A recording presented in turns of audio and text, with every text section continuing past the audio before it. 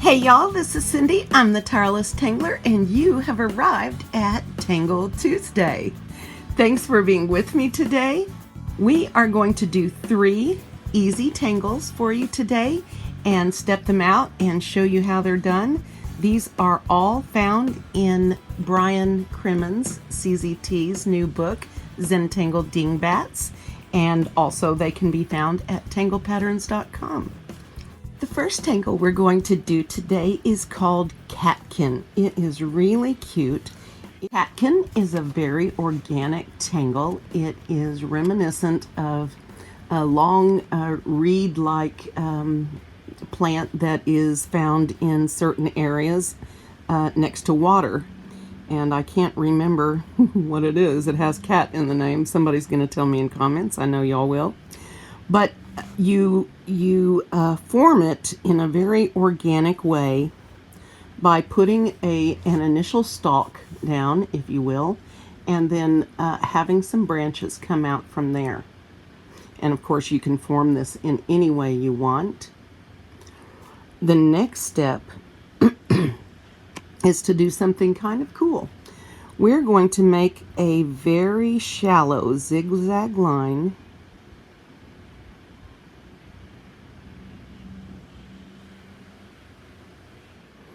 And you don't want these too thick. Whoops.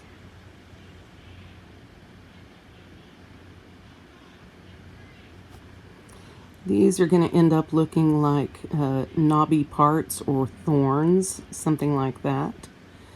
I suppose you can make them sharp or curvy if you like. So we're just going to do that on all of these little branches, if you will.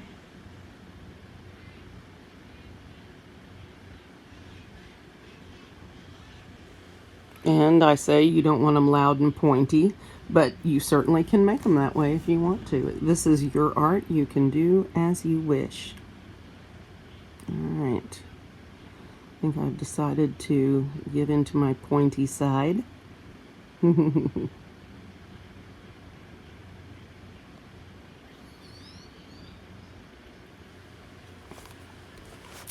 we go.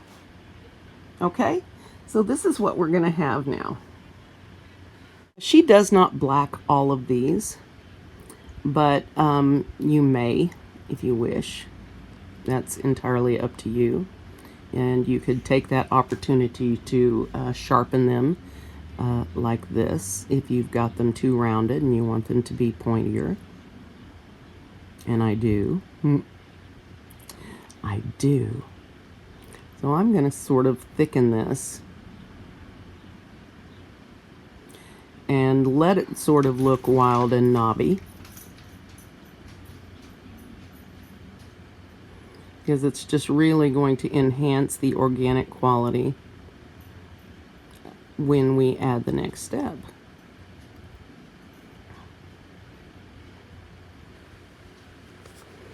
And you can do as much or as little as you want here, and you can leave them blank if you want. You don't have to do this at all. In fact, I'm not even sure this is part of the step out, but I like this a little bit darker, I think, than what I was getting. So we'll see. Not promising I didn't do that wrong.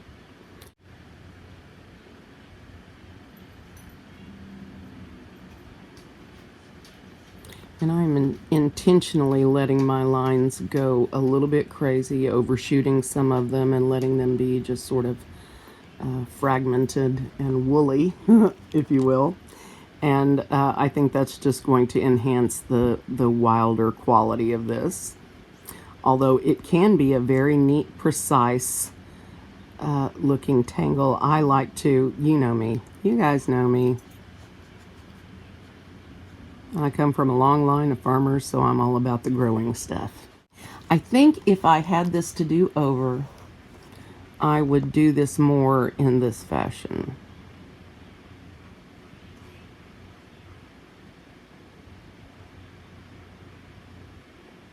Maybe fewer.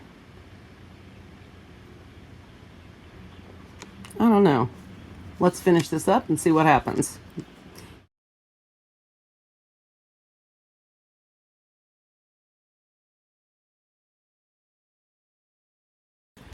Okay, well, I have a very organic looking creature here. Let's go on to the next step. All right, now in varying spots going down here, you're going to want to add some little cup-shaped blacked in spots. It sort of looks like this, with a sort of thicker bowl at one end and a thinner one at the other end. Okay, and this is going to be where our little, let me go ahead and show you how these are finished off. These are finished off like this, basically. And so we're going to put these all the way down in whatever way makes you happy. All right. So I'm going to be fairly, well, or at least try to be random with this. Apparently, humans aren't really predisposed for randomness, since we naturally go towards symmetry. Oh, I didn't leave myself any room here, did I? It's all right. That is okay. I'm going to put another one right here, I think.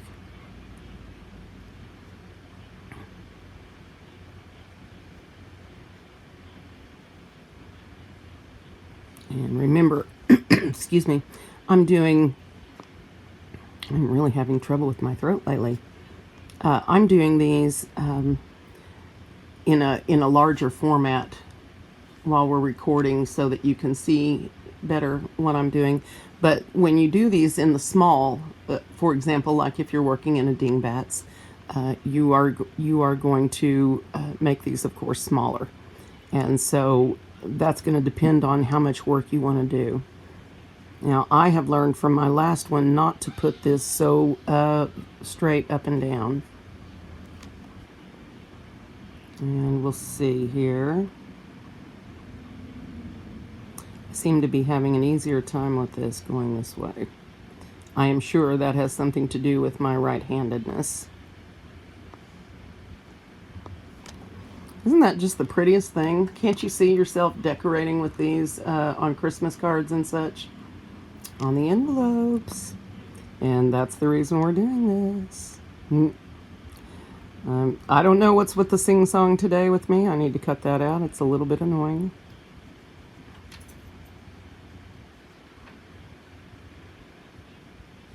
All right, and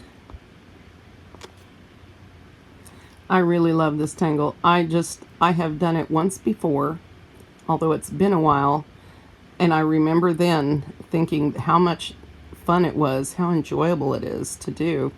And I really thought seriously about doing one of our meditations with it, but I felt like it was too many steps and not random enough, I don't think. We'll see. We'll see what happens.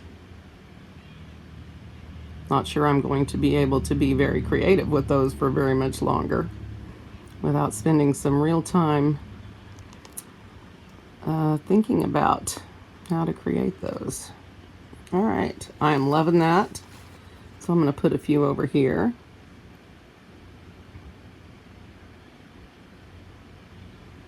I guess these end up being like little teardrop shapes, maybe.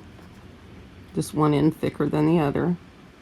And then you're going to fill that in with a little rounded point. And it's going to look sort of like a little bud there. A flower bud, or more like a tree bud. This one ended up not so thin on one end, but we're going to use it anyway. It's going to be fine. Cute, huh?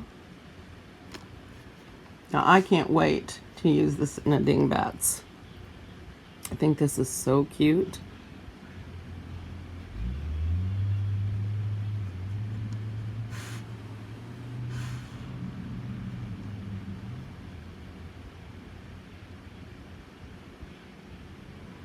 And like so. So, in essence, that is Catkin. And in the step out, the lines for the little thorns or knobby shapes were really elongated, more like this. And I really got a little happy with the zigzags on that example, and I wanted to make sure you guys knew that this is more closer to what is in the step out in the book. Well, I hope I'm not losing my voice. This is a little bit closer to what's in the step out in the book, as opposed to this knobby little thing. But you can do it whatever way you want, because there are no mistakes in Zentangle, right? All right. That is Catkin. It is by CZT Mimi Lampart, and I love it. I think this is such a pretty effect. I love the effect of black on white with this. It's very stark and wintry feeling, isn't it? So let me know what you think of this one in comments, and let's do our next one. Our second tangle today is Mukha. Now, most of you are probably familiar with Mukha. It's one of the more common tangles from Zentangle, but I am guessing that a lot of you don't know that Mukha was actually originally designed as a continuous line tangle. Now, what a continuous line tangle is of course a tangle that is created with a continuous line. So let me show you the way that Maria Thomas originally envisioned this tangle going, okay? And then we'll talk about the way that we vary that today.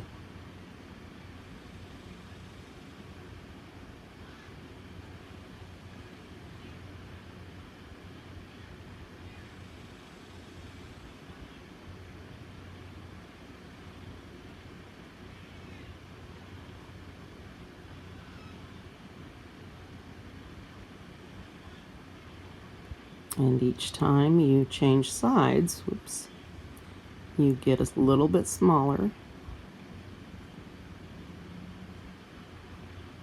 until you decide you've gone far enough and you stop.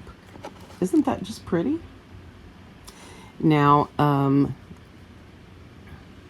you can, and I had been drawing Mukha like this for a long time, or like this, or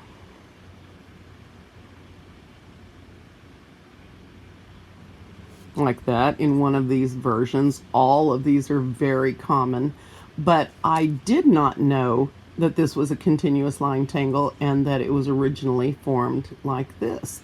Now, given that it's a Maria Thomas thing and she is a little bit crazy with that, and I mean crazy in the best way, because it's something I want to emulate, she just started putting these Mukha tendrils wherever, and they gradually became something more like what we see today.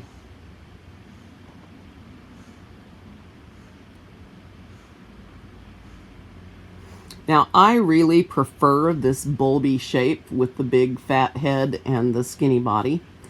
But I was thinking that there are a lot of ways that you could vary this, maybe not continuously, but you could, for example, make some smaller ones that are just 2. You could connect them with something going the other direction.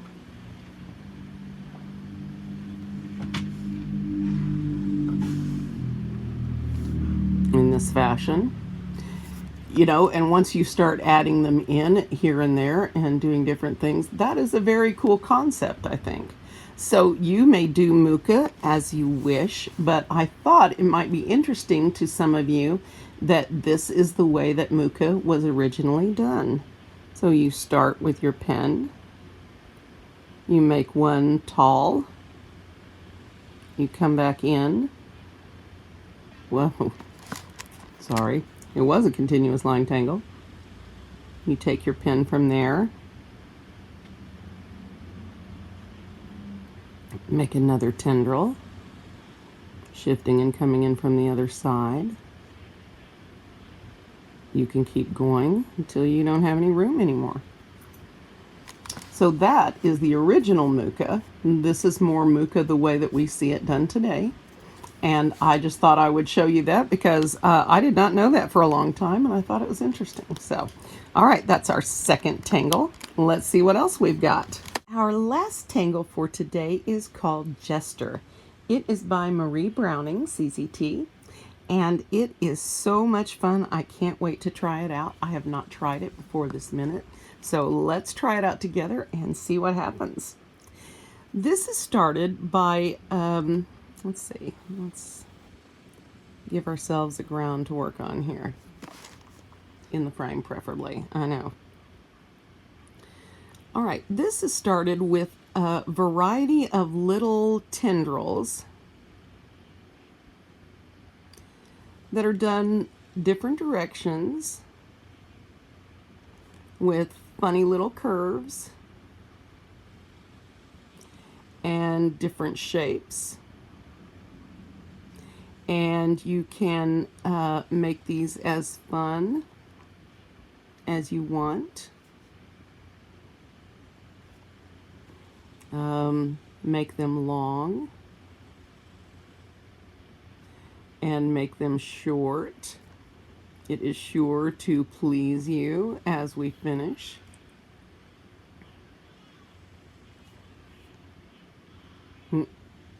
I just had to have one the other way, because that's how we roll. So once you have some really cute little tendrils set up, and you can do these again in whatever way you want to, we are going to draw in some lines going horizontally. All right? And sorry, I am really having trouble with my voice right now. Okay, so I think from looking at this, I'm going to start at the bottom and work my way up and decide what I want to do. And so let me show you a little bit how this works. I'm going to put a curve in mine and start right here on the stalk.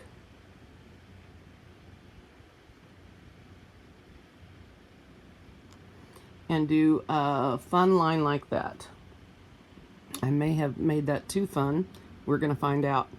Now, you have the option on each one of these to go up as many stripes as you want. So I'm going to do one more down here. You can make them the width on these between these two wide or short, thick or thin, however you want to look at it.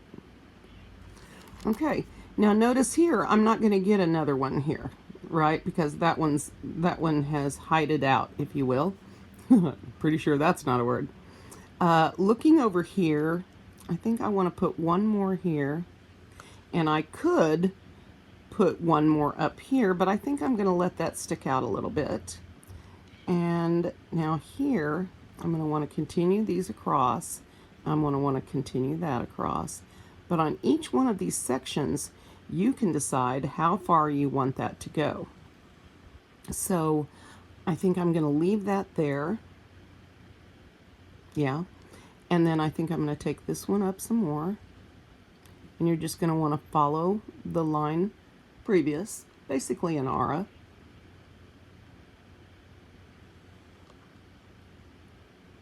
Like that.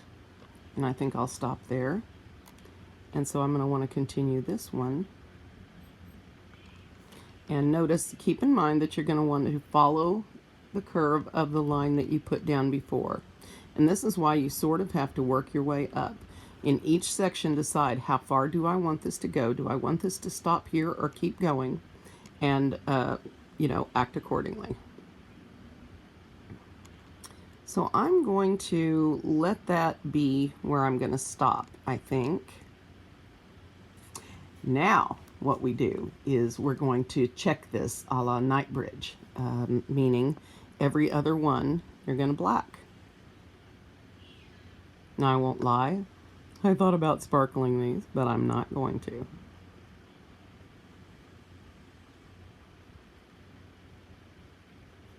Because I want to practice that on paper before I put it under the camera. Now I am fresh off recording this. I am fresh off our striping meditation that we did yesterday. And so I am trying to be very zen with my blacking today. And I think it's going to work. So this nice long one's going to be free of black, and that works out good. I'm going to fill this one in. And then on each side of this, we're going to go opposite, right? So that we have a checked background. I just love this little tangle, and I am dying to put it in a Dingbatz, and I know exactly what I'm going to do. I'm going to use it in our video tomorrow. And I always love being inspired by these. It's so much fun. Thank you to Brian Crimmons for such an awesome, inspirational book. It really is worth the money. Really worth it. There is so much in there. Just can't say enough about it. All right. Now here I've got a nice big section. But I'm going to take my time and breathe through it. Remembering to enjoy the stroke of the pen on the paper.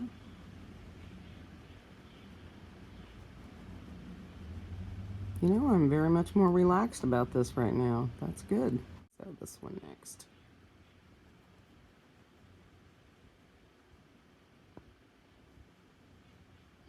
Just take your time. Try to do a nice, neat job. Focus on the pen, stroking the paper, filling in all those annoying white spots. Just find a place where you can really enjoy that. Don't be in a rush to get finished. It is so much more fun if you can relax. We're gonna have fun. All right, so you're starting to see where this is going, huh? Sort of see it if I could keep it in frame.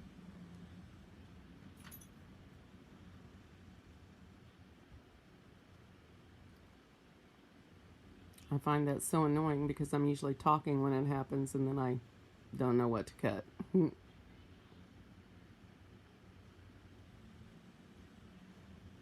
right, just got a couple more here. Yep. Now, if I had wanted to, I could have left this one short down here. You can make these as tall or as short as you want to. But my recommendation, again, is to start your horizontal lines from the bottom up, and then you can decide as you go what you want to do sectioning wise.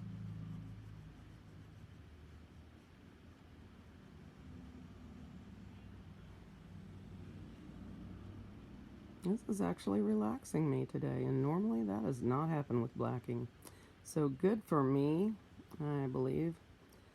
I believe I'm in a good place today. All right, how cute is this? And can you see how awesome this is going to be with Dingbatz, right? Now, one last step, and that is to put some cute little balls, just some little inked in orbs, randomly placed wherever you want them. You can do them all the way up and down, like that. You can leave them off. You can just do a couple. Just whatever suits your fancy. Now for me, okay, Simba's done now.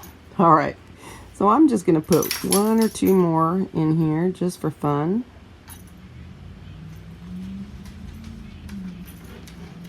Or four. Isn't this cute? I just love this tangle. And you can put these little tendrils really close together and pack a bunch in. Or you can leave it really sparse. It is whatever you want. You can point them whatever direction you want. You can make the little tendrils look whatever way you want. If you want to put more of a spiral in there before you come down, go for it. These are just fun. I love this tangle. I love it, love it. So you will be seeing this tomorrow. in our next Dingbatz video, so be prepared. All right, guys, that is it for today. Don't forget to like, comment, and subscribe if you want to support this channel and keep it going. Thank you all for your support, and I'll see you tomorrow.